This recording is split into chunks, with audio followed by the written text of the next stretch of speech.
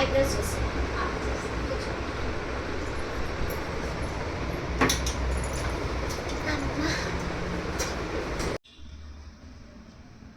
Madam కొంచెం నిమ్మలంగా చేయండి. సరిపిల్లే ఒకటి చేయండి. సరే మేడం. కొంచెం మందంగా చేయండి. సరే మేడం. వాసేటగా వాయకుండా చేయండి. వాస్తయ్య వాయు మేడం, ఐబ్రో చేస్తే వాస్తే అని ఎవరు చెప్పారు? ఏమో బయట అందరు అంటున్నారండి. అయ్యో లేదు మేడం, ఐబ్రో చేస్తే వాయడం అనేది ఉండదు. అది జస్ట్ అపోహ మనకు అంతే.